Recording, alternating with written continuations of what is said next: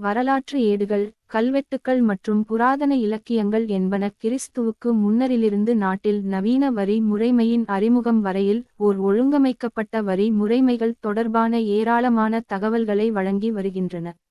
கிறிஸ்துவுக்கு முன்னரான 3ஆம் நூற்றாண்டில் இருந்த கல்வெட்டு பதிவுகள், விவசாய நோக்கங்களுக்கான நீர் நுகர்ச்சிக்காக செலுத்தப்பட்ட வரிகள் மற்றும் அதிகாரிகளினால் அரசாங்கத்தின் சார்பில் சேகரிக்கப்பட்ட வரிகள், தகபதி, போஜகபதி தொடர்பான அனைத்து தகவல்களையும் வழங்குகின்றன.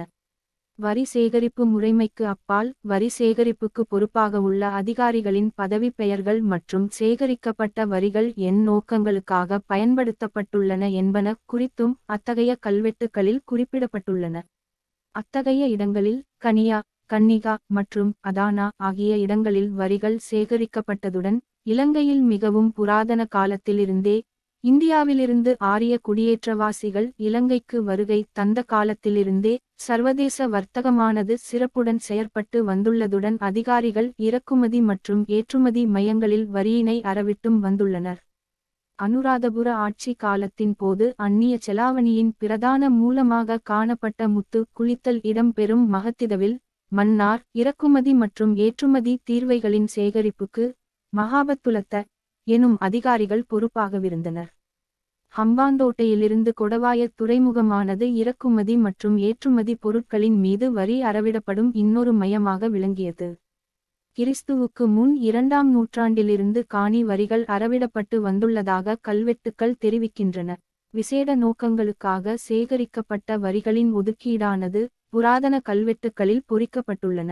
நகரத்திற்கு வழங்குவதற்காக தானியங்களை ஏற்றி வரும் வண்டில்களுக்கு நகரத்தின் நுழைவாயிலில் வைத்து வரி அறவிடப்பட்டதுடன் அத்தகைய வரி சேகரிப்புக்கள் பௌத்த துறவிகளுக்கு தானம் வழங்கும் மண்டபத்திற்கு அனுப்பி வைக்கப்பட்டன.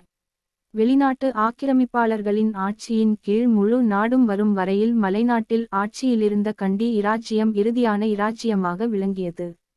1660ஆம் ஆண்டு தனது கப்பல் மூழ்கியமையினால் இலங்கை கரையிலிறங்கிய போது சிங்கள அரசனால் கைது செய்யப்பட்டு சிறையிலடைக்கப்பட்ட ரொபேர்ட் நோக்ஸ் 20 வருடங்களின் பின்னர் இலங்கை சிறையிலிருந்து பிரித்தானியாவுக்கு தப்பியோடினான்.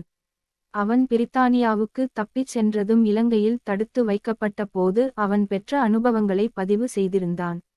அவன் ஆண்டொன்றில் 3 முறைகள் வரிகள் எவ்வாறு அறவிடப்படுகின்றன என்பது குறித்தும் அவ்வாறு சேகரிக்கப்படும் வரிகள் எவ்வாறு அரசனின் திறைசேரிக்கு அனுப்பி வைக்கப்படுகின்றன என்பது குறித்தும் விபரமாக தெரிவித்திருந்தான்.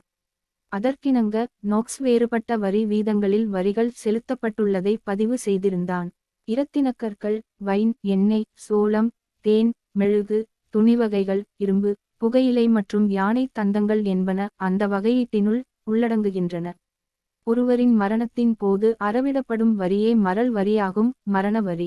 இந்நோக்கத்திற்காக தனியானதொரு உத்தியோகத்தர் இவ்வரி சேகரிப்புக்காக நியமிக்கப்பட்டிருந்தார். காலனித்துவ ஆட்சியின் போது பொதுமக்களின் நலன்புரி நடவடிக்கைகளுக்கு பாதகமாக அமைந்திருந்த வரிகள் நீக்கப்பட்டன.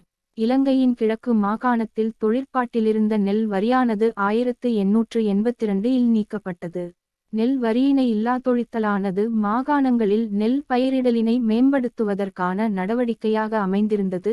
அரசாங்க அதிபர்கள் அறிக்கை 1882. 1893 இல் கோதுமை, மா, அரிசி, சீனி, புகையிலை மற்றும் பருத்தி. அரசாங்க அதிபர்கள் அறிக்கை 1893 கிழக்கு மாகாணத்தில் என்பவற்றுக்கு வரி அறவிடப்பட்டது. அனுராதபுர இராச்சியத்தின் சததிஸ்ஸ அரச வம்சத்திலிருந்து கண்டி இராச்சியத்தின் நரேந்திரசிங்க அரச வம்சத்திற்கு சில வரி வடிவங்களில் அல்லது வேறு வகைகளில் வரி விதிக்கப்பட்டமை தொடர்பில் போதுமான ஆதாரங்கள் உள்ளன.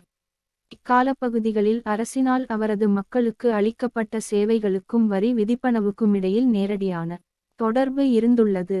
அரசரானவர் தனது மக்களுக்கு பாதுகாப்பு வழங்குவதனால் அவர் மக்களின் உற்பத்தி நிலங்களிலிருந்தான உற்பத்திகளில் ஒரு பகுதியினை பெறுவதற்கு உரித்துடையராவார். அத்துடன் வைத்திருக்கும் நிலத்திற்கான நிபந்தனையாக சேவை வழங்குவதற்கான கடப்பாடு இருந்துள்ளது. 1. இலங்கையின் முதலாவது இரட்டை வரி நிவாரண ஒப்பந்தம் எந்நாட்டுடன் கைச்சாத்திப்பட்டது. 2. முதலாவது வரி மன்னிப்பு எத்தனையாம் ஆண்டு அமுல்படுத்தப்பட்டது. 3. சுய வரி மதிப்பீட்டு முறைமை எத்தனையாம் ஆண்டு அறிமுகப்படுத்தப்பட்டது. 4. உள்நாட்டு இறைவரி திணைக்களத்தின் 4 இலக்க துரித தொலைபேசி எண் யாது?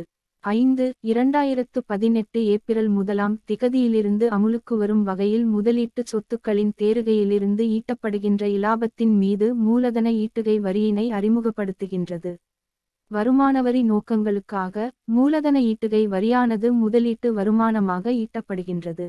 மூலதன ஈட்ட வரி வீதம் யாது?